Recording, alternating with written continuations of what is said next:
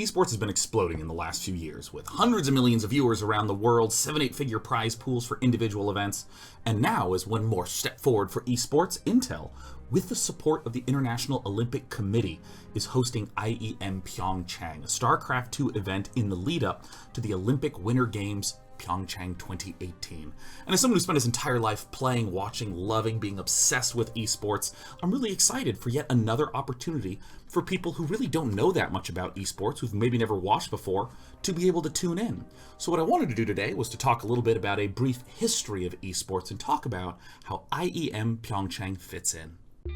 In the late 90s, it was surprisingly difficult for competitive players to connect. There were no well-established regular tournament scenes, there was no social media, no video platforms to watch stuff on, but there were amazing games. Counter-Strike, Starcraft, Quake, Street Fighter, these are the kind of games that, no matter how much you played them, there seemed to be infinitely more depth there. So players who'd been playing these games for years all around the world had this hunger, this yearning to be able to watch high-level competitive play. One of the early big moments in esports was the Starcraft boom in South Korea. In the late 90s, the government was providing financial incentives for broadband growth across the whole country, PC cafes, so when Starcraft 1 dropped, suddenly everyone was able to play very easily. In fact, over half the population of the entire country was playing Starcraft on a regular basis.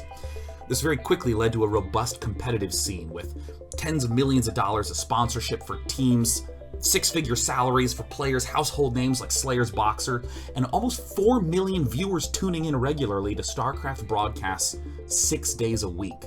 It was one of the first times that it was proved definitively that people had a real hunger to watch games as esports for years.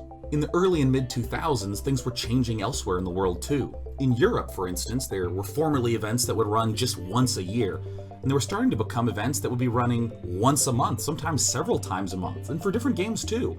Games like Warcraft 3 and Counter-Strike birthed heroes like Grubby, Forest, and Get Right. Increasingly, it was shown that South Korea wasn't a unique situation. For different games in different locations with different players, people still wanted to tune in and watch. In 2010, there were events running successfully all over the world, but there was a big issue holding back the whole industry: live video streaming. Believe it or not, up to 2010, you had to pay a ton of money to send out a live video broadcast, so much so that the number one cost for many events was the live broadcast. That changed in 2010, however. Live streaming tech hit a point where you could broadcast from your home computer for free. A few months later, Starcraft 2 released, which turned into an esports sensation. And with the ease of broadcasting, there started to be tournaments running every single weekend. In 2011, one of the biggest moments in all of esports history happened when Twitch.tv released. It was a live streaming video platform focused on gaming. So all of these StarCraft tournaments and all of these events running from different gaming communities like the FPS or the fighting game community, they all had a centralized place to meet up, broadcast, and watch. Numbers started to soar, and as a result, teams started to be able to support players full-time with sponsorship revenue. From 2011 to 2017, esports numbers skyrocketed. League of Legends grew from hundreds of thousands of concurrent viewers for their World Championship to tens of millions. ESL 1's Counter-Strike event broke 1 million concurrent viewers. Dota 2's International, over $20 million in prize pool for just that one event.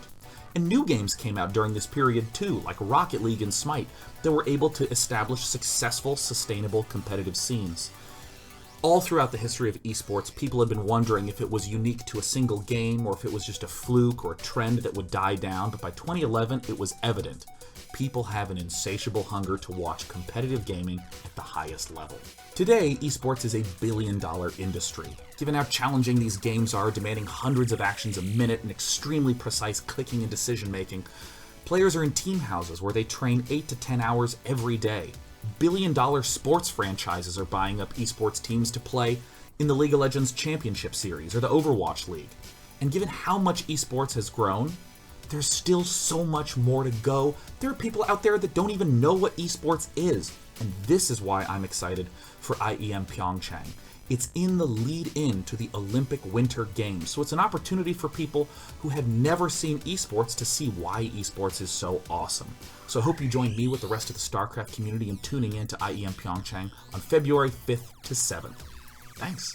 Huge crowd of people, and the energy and the excitement is like amazing, so I'm delighted to be here, and thank you so much for the support and all the good stuff, and keep cheering for your players.